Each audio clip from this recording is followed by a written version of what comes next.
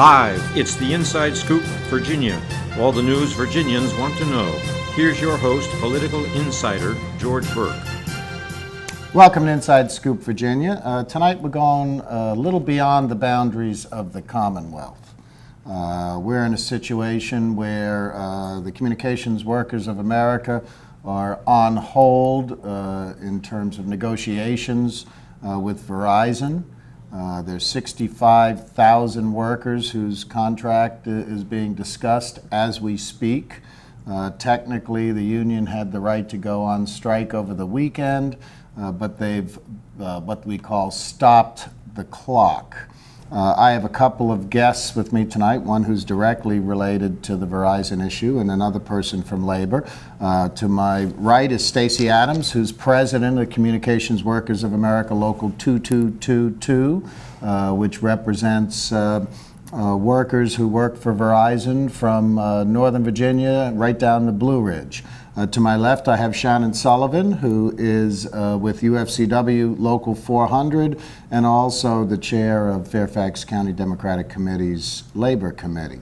And in the spirit of full disclosure, I will say that for 15 years I was director and assistant to the president for the International Association of Firefighters. So I'm very sympathetic to you guys. Welcome aboard, Stacie. Thank you. Why don't you give us a little bit of an overview about what's going on? You know, the fact of the matter is, I haven't read much about this in the papers. I saw something in the St. Louis paper. I don't even know if the Post has covered this issue at this point. They're not the most friendly, union-friendly paper in the country by any means. Not always, and I've seen larger press in the past, and I'm not really sure of why that reason is, because we are directly in negotiations, as you said, as we speak. We have frozen the clock, which means we are currently working under our current contract.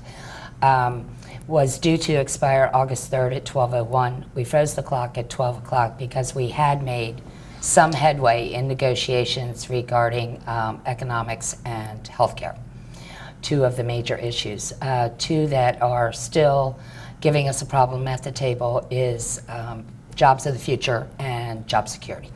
There are 65,000 people involved being represented in these negotiations, workers at Verizon. What type of trades are they? What type of work do these folks do? We are the front face that the customer sees every day, or talks to every day.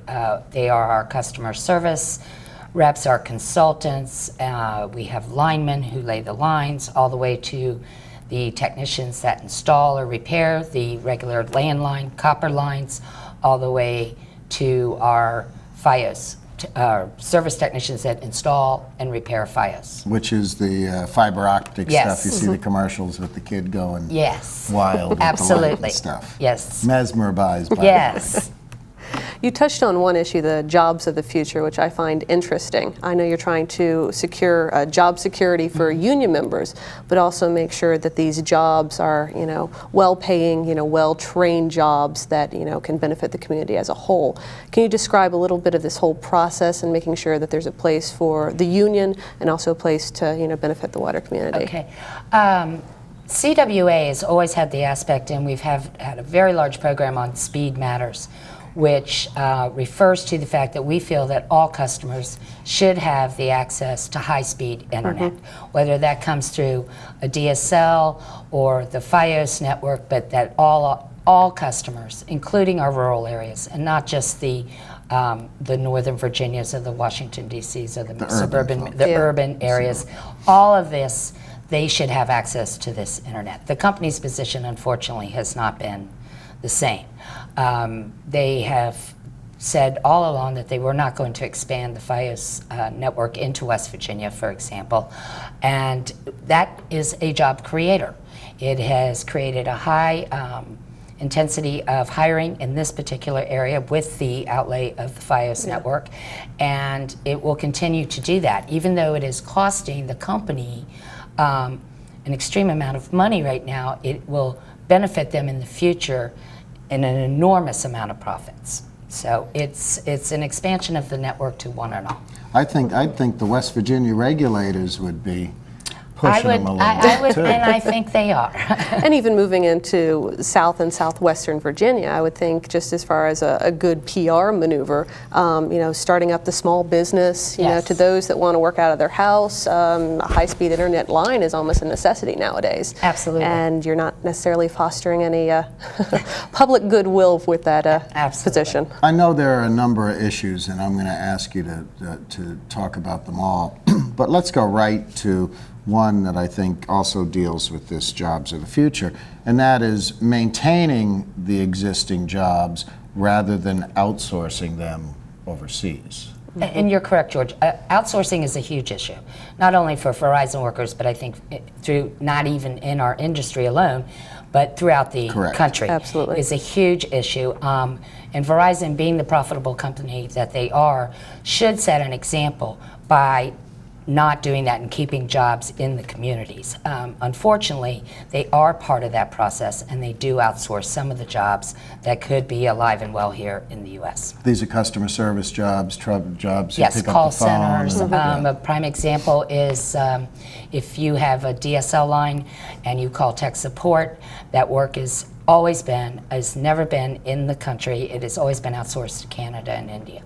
No, I'm sure there's some skeptics out there that would say, so what? You know, they're saving a couple bucks there. You know, why not, give a job to someone else in maybe a developing country that could prosper, because of it? Is there a downside to the company, downside to the community, to the union? Again, I would stress that Verizon, being the prosperous company that it is, it made $5.5 billion last year in net profit. It paid its top executives $82 million. The CEO, Ivan Burke, alone made $26 million. Okay. They have, and they should be, setting an example to keep these jobs in our communities, because it boisters everyone up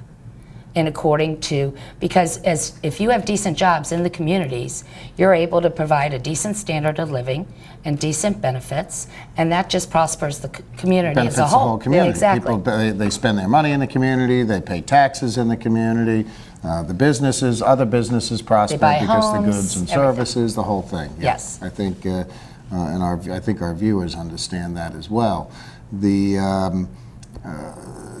I just don't understand the purposes of sending jobs overseas for a couple of bucks. And I mean, we've seen it in almost every industry. We've seen we send our manufacturing jobs Yes. overseas, and we end up with lower paying service jobs in fast food and these types of jobs instead that have little job security, that their wages are lower, the benefits are poor. We had a discussion on this show last night about how people's benefits have changed. I mean, I'm lucky enough that when I walked out of the firefighters, I walked out with a defined benefits plan pension. And none of my kids will even have a shot at that. And that's what's sad. And that is, the workers at Verizon, we're not only just fighting for workers at Verizon. We are trying to fight for all workers, because all workers have the right to earn a decent standard of living. We are some of the most highly trained and impeccable workers there are in our industry. And I think when you ship work out of the country and to lower paid subcontractors, which Verizon is famous for this also, that you take the quality of service away from the customer. We're going to get back to this, but we have a call from Joanne from Burke. Joanne, welcome to the show. Well, thank you.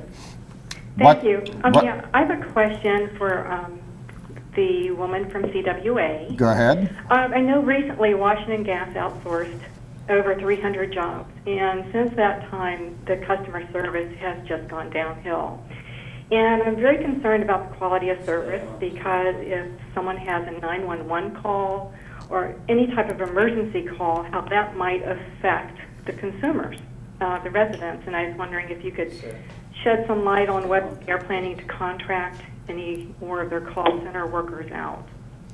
The 911 service right now is maintained by actual Verizon employees, and the 911 service, even if we were to go into a work stoppage, would never be affected. I mean, I'm I can't really say that there's never ever a problem with the 911 service, but very rare and few. That is a high priority. Thank you very much. You're welcome. Thank you for calling. So we're looking at job security issues. We're also looking, I presume, at wages in terms of cost of living increases, or Yes. or an increase that will somehow help the workers move along with inflation. Yes, absolutely. We have currently, in our current contract, we have a cost of living wage.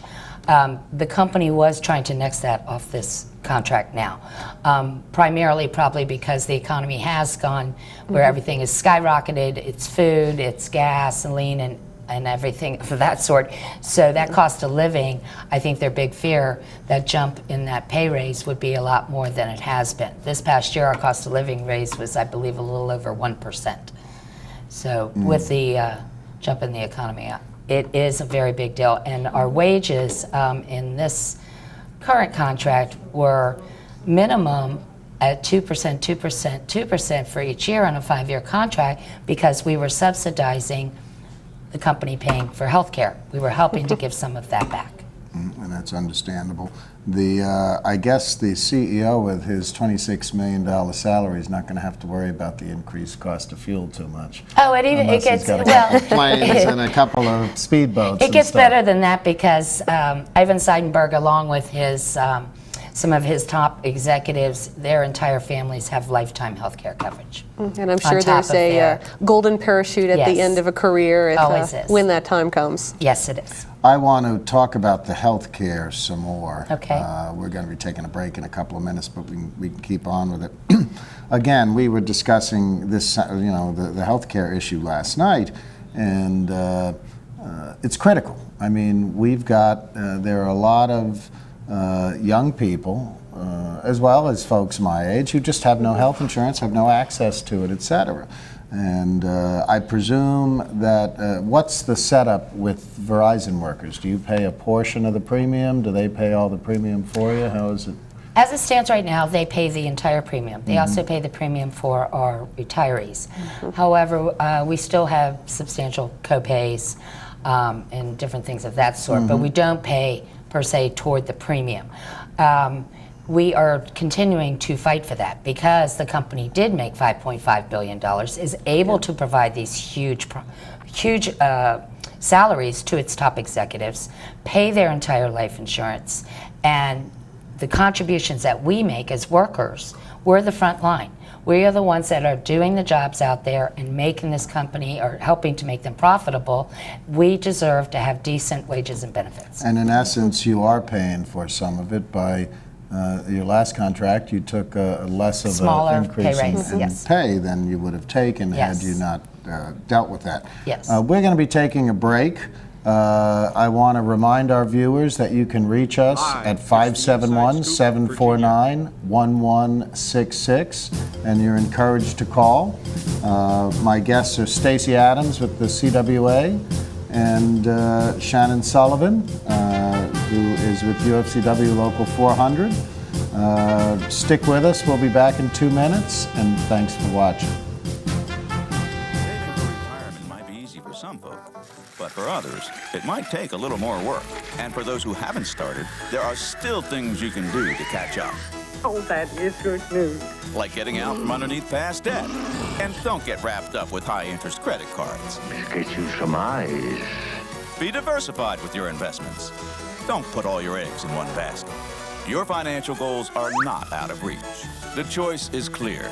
For a happy ending, choose to save. Everyone with alcohol and drug addiction is in the same boat.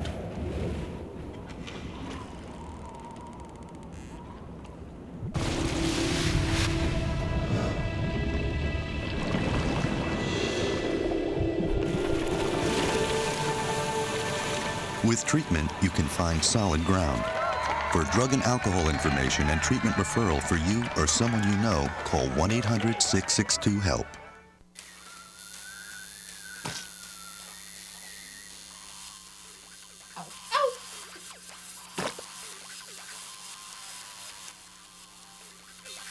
Dude, are you you sure you want this tattoo? Because just do it.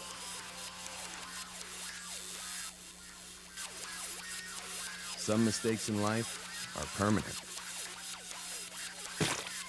Like hearing loss. To learn how to protect your hearing, visit asha.org. You've probably heard about heart disease, but did you know that it's the #1 killer of women nationwide?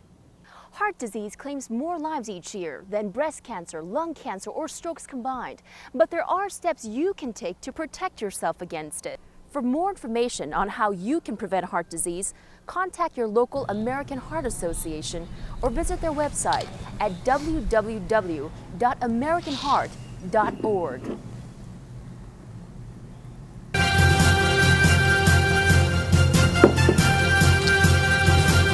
Once again, George Burke with the Inside Scoop, Virginia. Welcome back. We're discussing the ongoing negotiations between Verizon workers and the Verizon, the phone company as we know it. My guest is Stacie Adams, who is the president of CWA Local 2222, representing Virginia workers from Northern Virginia down into the Blue Ridge, and Shannon Sullivan, who is with UFCW Local 400, chair of the FCDC Labor Committee, and we'll soon, I think you'll see more of her mug on this show sometimes as we move on into the fall. And we have another Joanne on the phone. The Joanne caucus must be out tonight. Joanne, welcome to the show. Thank you. What can we do for you? I have a question for the union lady. You say you're fighting benefits from the company, but you already said that you don't have to pay any premiums. So why shouldn't the union people have to pay some of the premium? Why is that such a bad thing? We recognize, Joanne, that healthcare is a nationwide problem.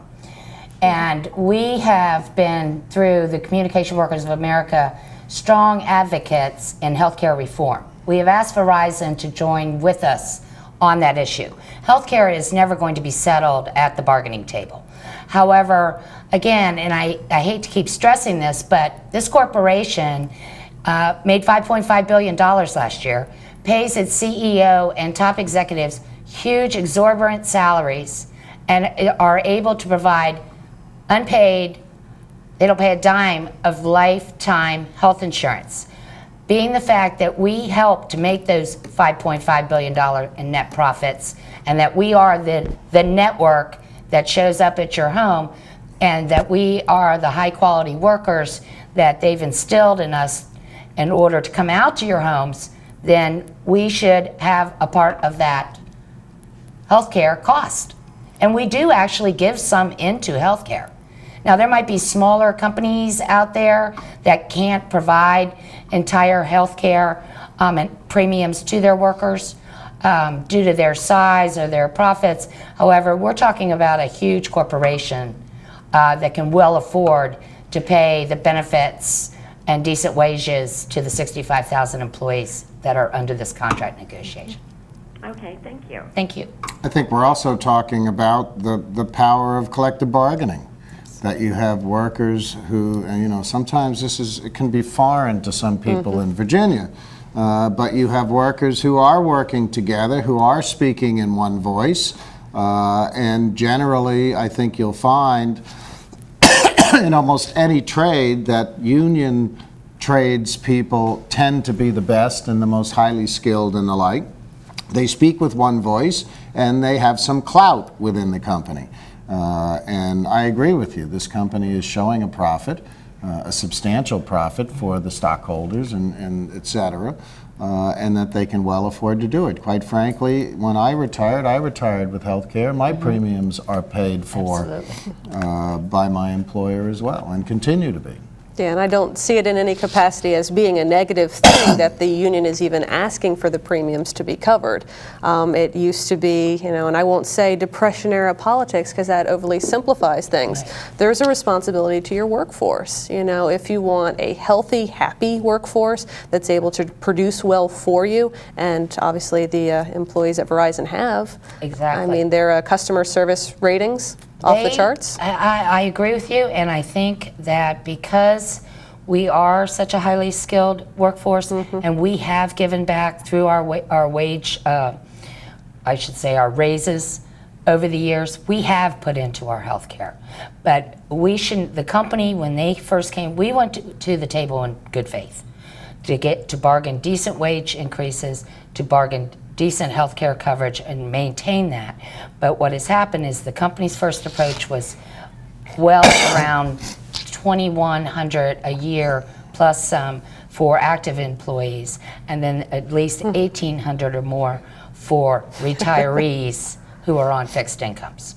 Wow. And I think I saw upwards of $30,000 by 2011 that it may cost for family coverage. Right. And again, I would stress that we have, as CWA, have asked Verizon to partner with us to legislatively be on Capitol Hill and support healthcare reform. That is the only way we are going to get this healthcare issue, not only for Verizon workers, but all workers within the U.S., universal health care. Yeah. Well, you touched on it. You've asked Verizon. Yes. You've lobbied Verizon. They just haven't responded? That's correct. But the first thing they want to do is to ask for cuts and ask for the employees to pay back premiums. See, I don't think some people realize that certainly in most professions, union members get relatively decent benefits. But they also often operate under much stricter work rules than people who work for employers where they're not unionized, where they may not have. But when you negotiate all the benefits that you get, you also negotiate how someone is disciplined, how someone is fired, how all those procedures as well. And often where you work for I may work for an employer down the street, and I may come in habitually late every day, 10 minutes, and in a union environment, you're expected to be there on time and work your hours and the like. People sometimes don't realize that it's a two-way street in these collective bargaining negotiations and in the ultimate contract that is reached. And all this may be on the verge of confrontational right now. I don't see that the union managerial relationship necessarily has to be adversarial. It actually can reinforce the business, give back to the business, as you said, having those, restrictions, and also, the training requirements. And it reinforces, the whole business. And I'll say again, we came to the table, CWA came to the table in good faith, and we continue to bargain in good faith. Whether we go on strike or not is up to Verizon management and how they bargain with us. And I think it may be worth mentioning this: the strike vote that you took was not by a small number. Absolutely, it was one of the highest we've seen. I was over 91% voted to authorize a strike if called for. And I think that's a key point. They voted to authorize the strike. Yes. My experience, most times where employees or unions, the employees and the union together as union members go out on strike, most of the time it's not that you want to go out on strike. Absolutely. It's a last resort. Absolutely. And the strike is, it hurts workers, it hurts the company, it hurts the customers because they don't get the turnaround time that they would normally get with the workers on the payroll. And it hurts the communities. We definitely have understood that at UFCW, having gone through recent contract negotiations, that you end up educating your own members to a large extent, that there is a breaking point. How much can your paycheck be hit? Whether it's your wages or your health insurance or your retirement. There's certain things that you have to stand up for. Yes. I just don't understand today's employers anyway. In my father's era, you went to work for a company. You worked at that company 20 or 30 years. You were loyal to that company. You defended them in the bar room. You defended them wherever. And in turn, that company was loyal to you. And the loyalty has gone out the window. It's exactly right. Because of the employers. Right. Quite frankly, no one can be assured of reaching retirement in a job anymore, or very few people. It's very tough. And they think that's okay to make that a norm. And it's just, it's really a terrible thing, because we have to also think about who our children and our grandchildren are going to work for. And do we want them working for poverty wages and levels? So this fight is for, you know, current workers, but also workers going forward. I mean, I have 29 years with the company. And one of the things that was on the table was that anyone who retired after 2009, which is the year I'm eligible, would have to pay into their retirement. And then anyone hired after this contract, no one would get retiree health care. And granted, again, health care is a major national issue. And we ask again that Verizon step up to the plate with their lobbyists up on Capitol Hill and back health care reform, and we can get it off the table. We have a call from Mary from Centerville. Mary, welcome here. Thank you. Yes, I was wondering what the public can do to help you. What would you like us to do? Is there anything that we can do to help push Verizon along to help you out? Yes, absolutely. We have health care cards that we have at our local offices that go directly to Ivan Seidenberg. I wish I had that information with me tonight, Mary, but I can certainly get it back to the station, or I can post it on our website. Our website is CWA2222.org. Okay. And I can have something posted by tomorrow on where you can contact Ivan directly, either through email or by phone message, and ask him to bargain in good faith with his unions.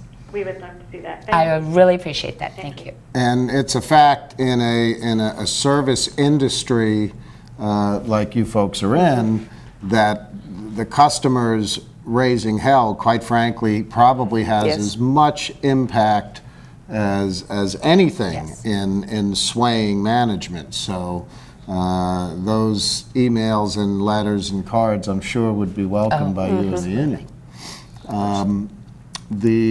The healthcare issue, and I'm just going to say a couple of words because we're going to go to break, but you know, ultimately our government has to deal with it. Our Congress, our administration has to deal with the issue.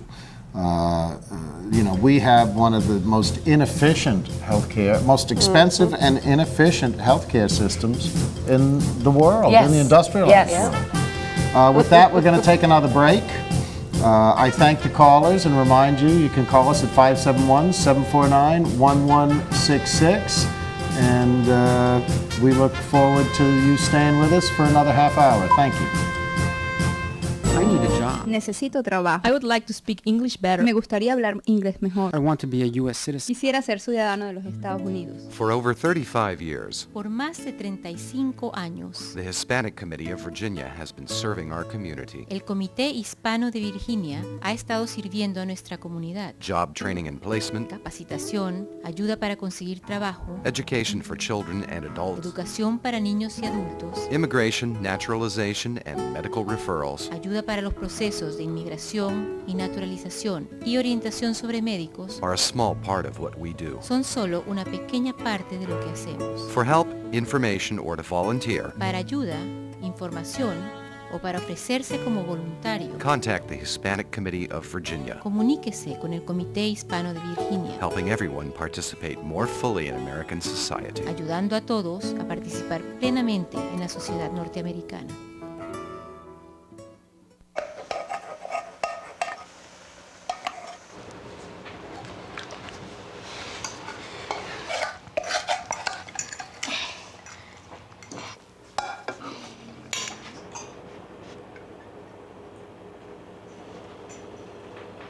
Hey, Lena, where's yours?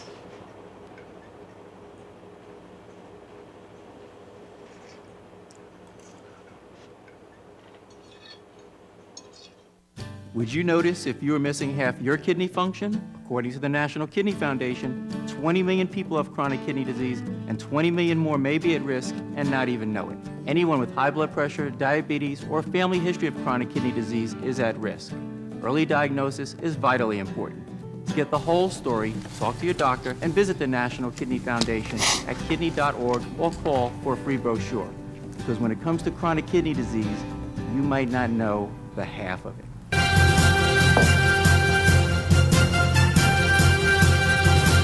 Once again, George Burke with the Inside Scoop, Virginia.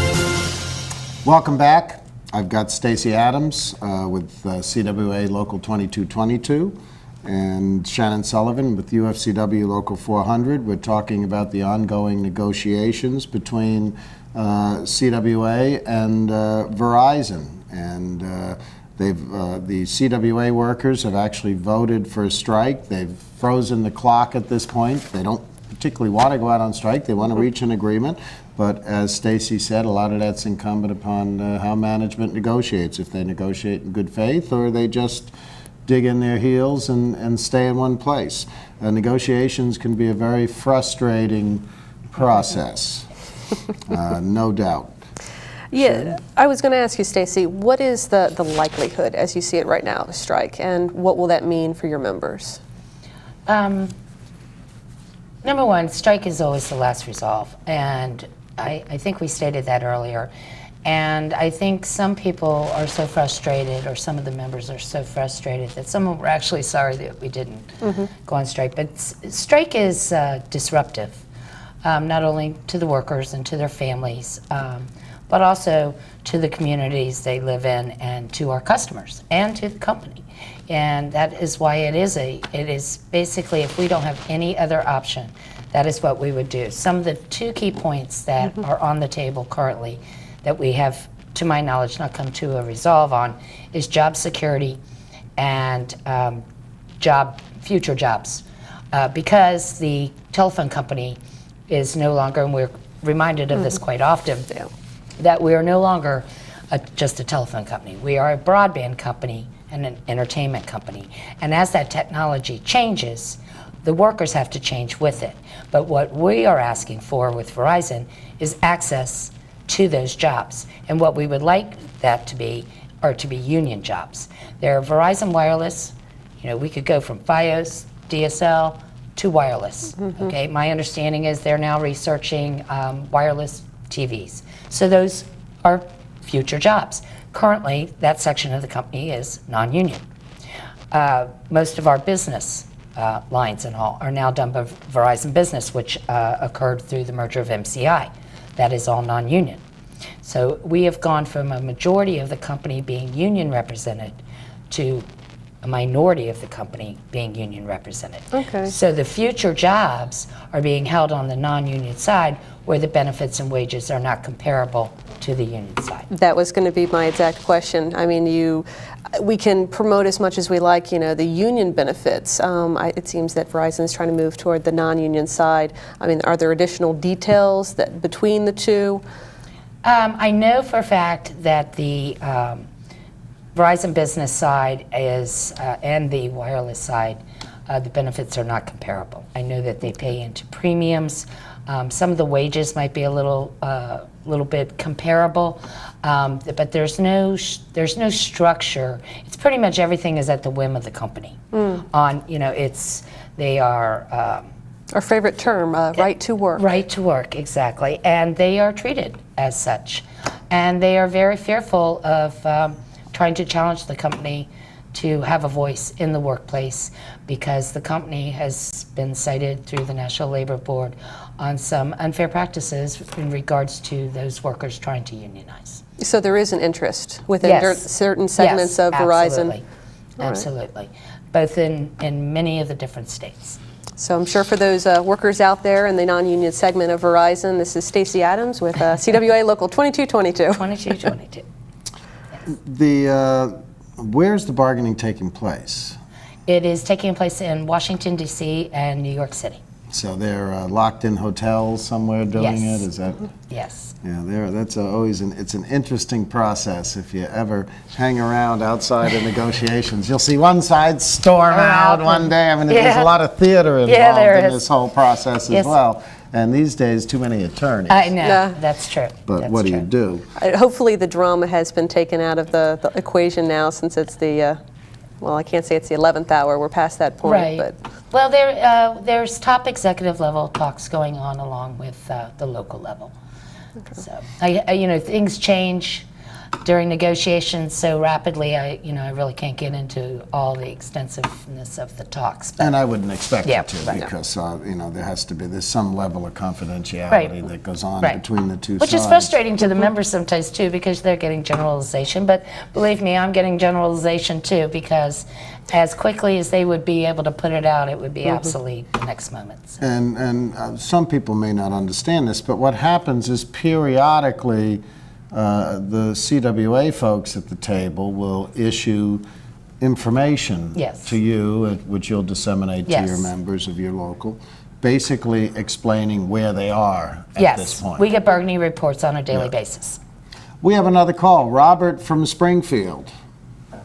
Yes. Robert, how are you? Good, how are you? Good. What can we do for you? Just curious, are your employees paid overtime? And if so, how is that paid? Yes, they are. They are paid currently at time and a half after 8 hours and double time after 49 on a weekly basis. Can you tell me what the average income of Verizon associate is? Would you like mid-range or top range? Mid-range. Okay, mid-range would probably be 40, 45,000. Okay. With the opportunity of overtime. All right, thank you. You're welcome. So we're not talking about people who are fleecing the system by any means. Absolutely We're talking about an average worker's Average salary. middle-class worker, and that is exactly, we are suffering through the same rises in food and gas and mortgages and everything else along with everyone else. And, a lot of times when the company will put our wages out and things, they'll compile our benefits right on top of it. So it actually appears that we're making $85,000 a year. Now, if the work is there and they're able to work overtime, the potential could be there if they're living with at the company. Well, working it's all true. the time. The cost of a benefit package. Right. That's one reason it's so contentious at the bargaining table, is because it's a big pot of money. Yes. So if someone wants to feel better and tack that onto their wages, they are well deserving to do so. Absolutely, because then I could turn around and say, well, if you took the $26 million that Ivan made last year, you can break it down to a weekly, which is about $500,000 a week, $100,000 a day, and again. Oh, spare change. Yes. We have another call. Cindy from Alexandria. Yes, I have a question. You had mentioned right to work in Virginia, and I'm not sure what that means, because you always think that everybody has the right to work. Well, let me say it really means the right to work for less. Virginia has a law, and some other states have a law, that do not prohibit workers from unionizing within a company, but if they in fact form a bargaining unit, it quite frankly lets workers who choose not to join get a free ride, and they still enjoy the same benefits, etc. Yep. As opposed to some states where an employer agrees to have a union shop, and everyone within that organization who are eligible join the union. So that's the big difference. But what it's really meant to be is an effort to break unions and prevent unions from being formed. Yes. Do you have to, the people that don't pay dues, you don't have to represent them? We do have to represent them. Even though they don't pay for it? That's correct. Correct. Well, thank you. You're welcome. It doesn't necessarily seem fair, but that's the way the law is in Virginia. We've seen some great strides in Virginia, but in many ways, Virginia is still not a particularly union-friendly state. That's true. On the public sector side, it's one of, I believe, 2 states that actually make it illegal for public employees to negotiate with public employers. Right. And the other, I think, is North Carolina. Probably so.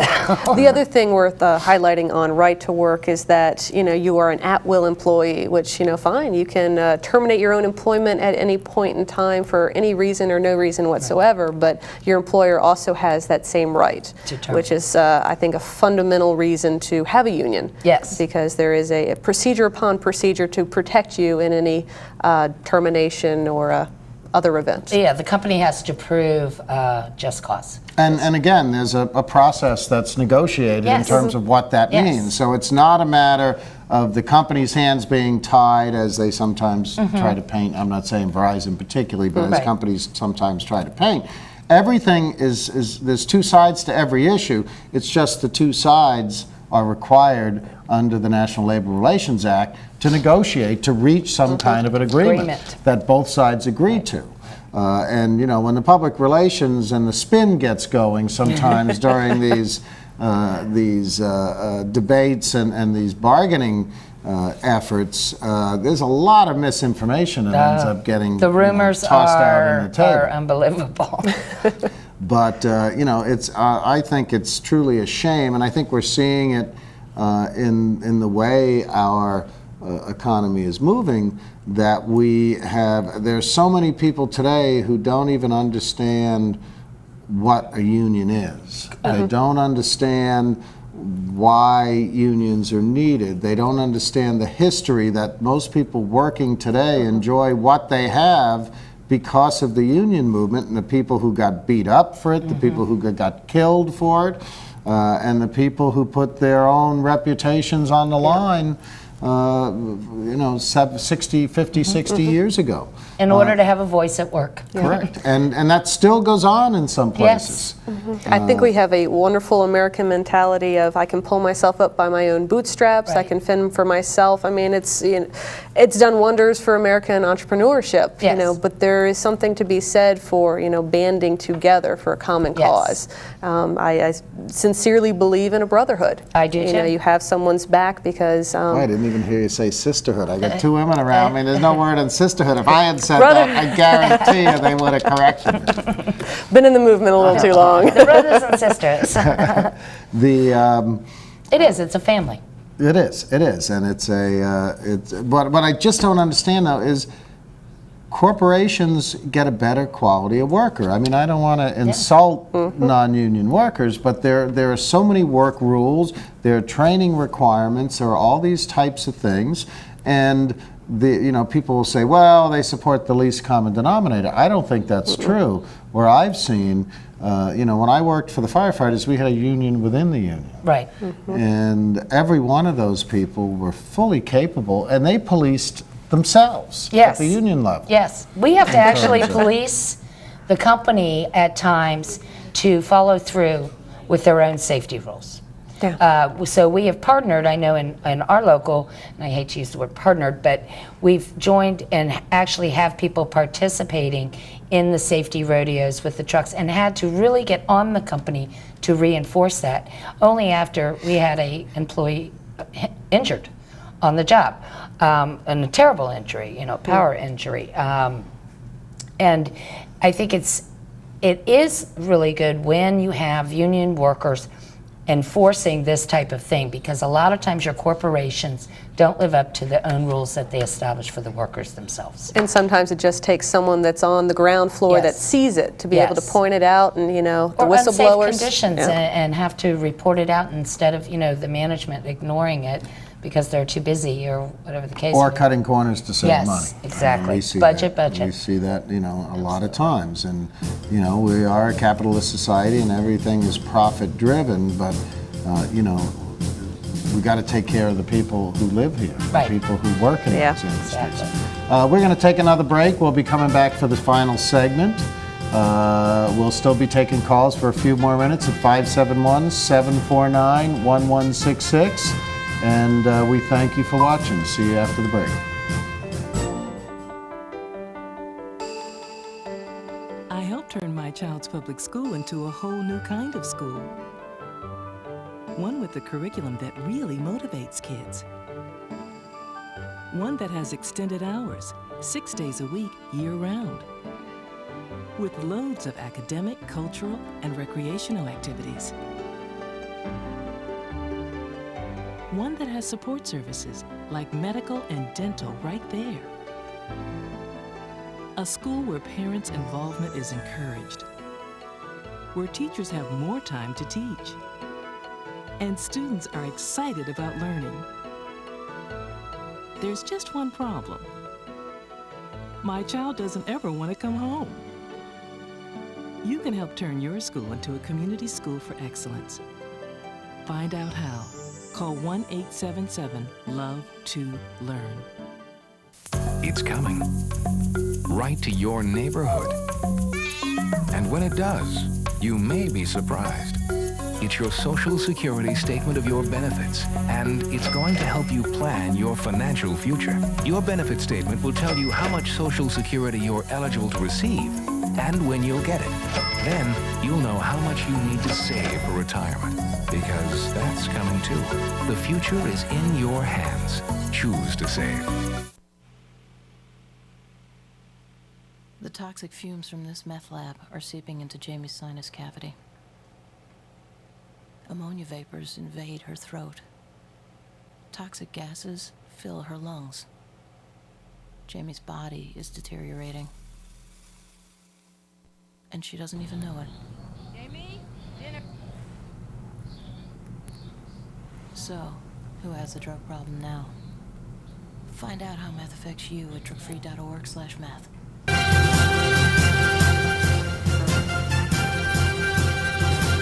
Once again, George Burke with the Inside Scoop, Virginia.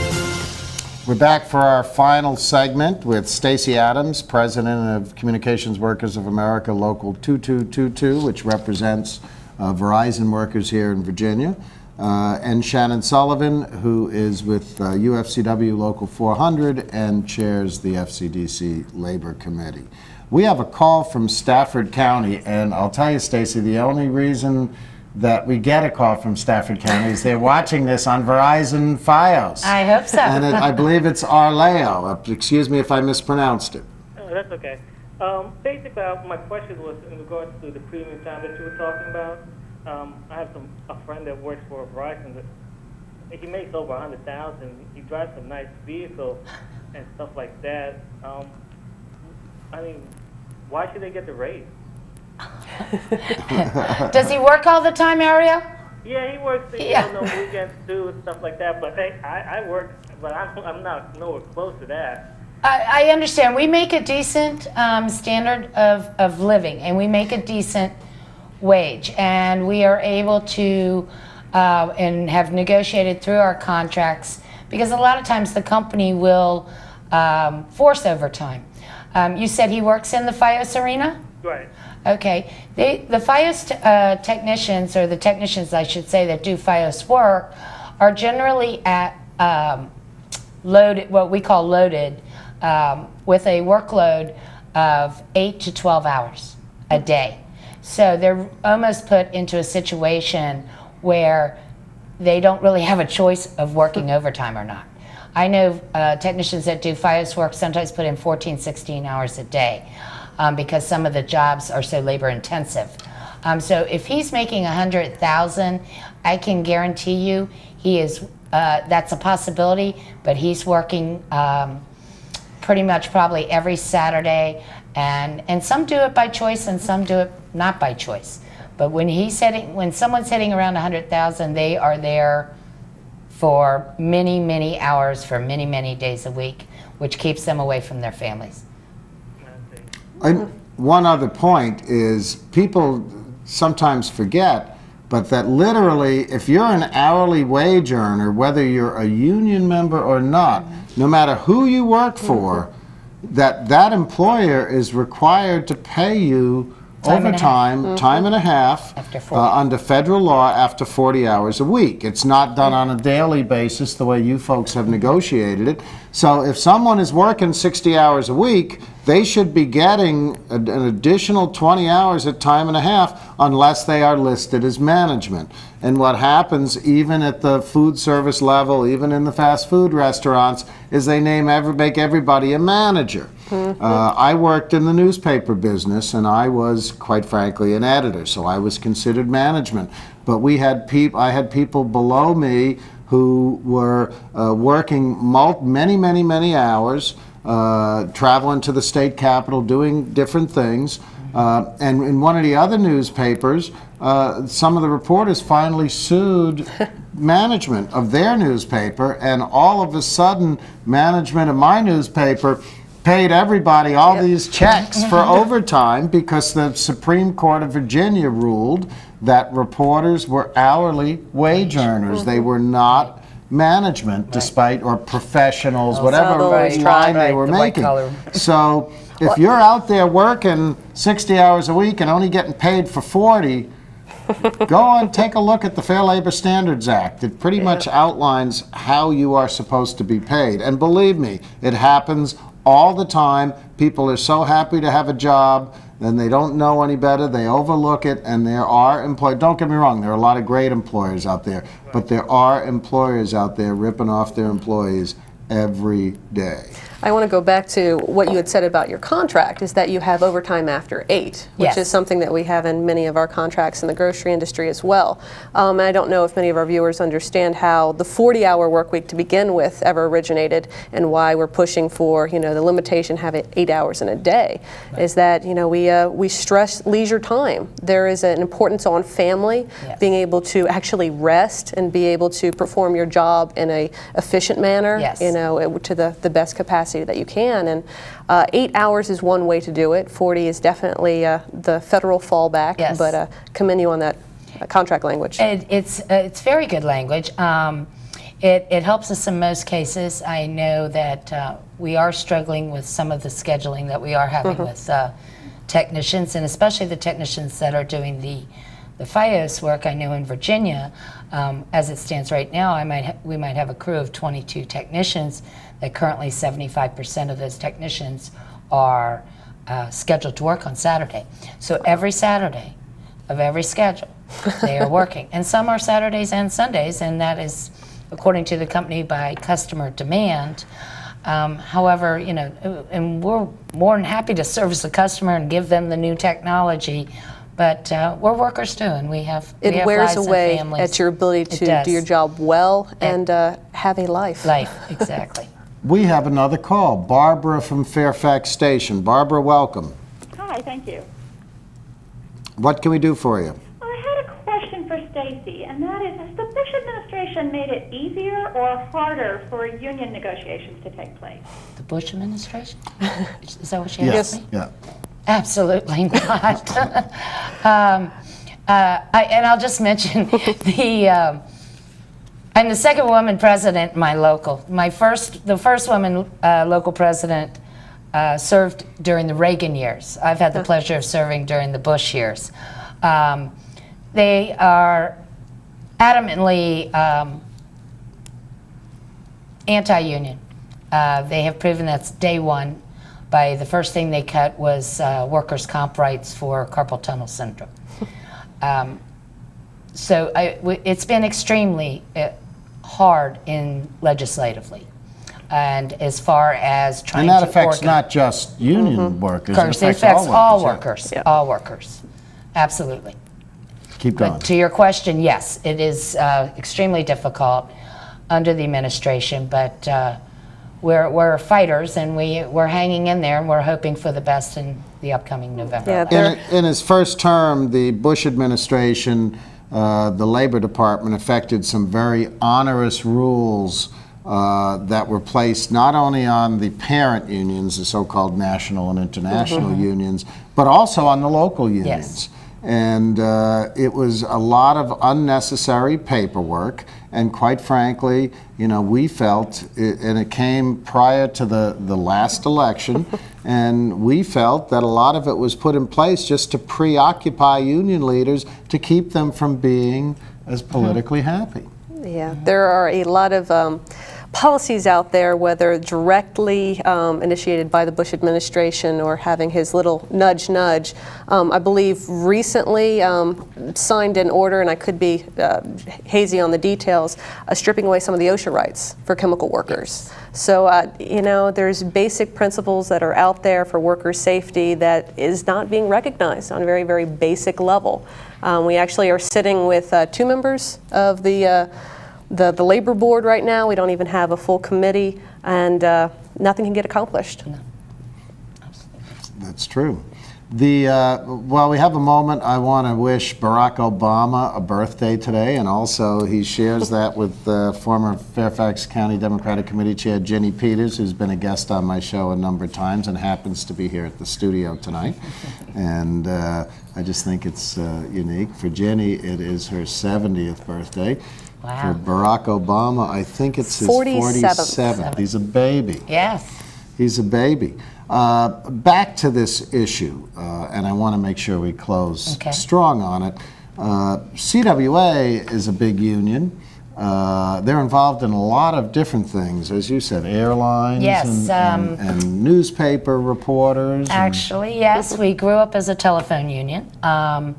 And as unions seem to be shrinking, we recognize the fact that every worker has the right to be organized if they want to have a union in their shop, regardless whether it's a telephone worker. We expanded under telecommunications, and we do have newspaper workers, we have airline workers, we have cameramen, we have newspapermen and women, I should say. So we are very, very diversified, plus public workers, nurses. We work very hard with cable TV, extremely difficult industry to organize and keep organized and get contracts with. But yes, we are very diversified. And people here in Virginia have to realize that the folks who work at your grocery stores, most of them are unionized. The firefighters who make the emergency calls to your home and protect your property, most of the police who protect your lives and property, the postal workers who deliver your mail, they're all unionized. I mean, people say, well, there's no unions in Virginia. That's not true. We've got big shipyard and Newport News. They're all steel workers down there. Although my union lost a great deal of manufacturing jobs in southwestern Virginia, I'd like to thank NAFTA for that. We're coming to a close, but I want to wish you personally, your local union, and the rest of the workers, and the IBEW, the International Brotherhood of Electrical Workers, who are also involved in these negotiations. I want to wish you the best of luck. Thank you. And I hope you reach a resolution before you have to go out on strike. People don't realize that it's not easy for the workers or for the union when it depletes your union resources. And the workers don't make the same kind of money they make when they work and when they're on strike, and they would prefer to be working, I think, like most Virginians and most Americans. So the best of luck on that, Shannon. Thank you for being on the show again. I think we had a good discussion, and I hope we educated everybody a little bit. And we will be back next week with another edition of Inside Scoop Virginia. I hope you'll tune in on Sunday night and then for Inside Scoop on Monday night. This week I ended up doing both of them. But thanks for watching.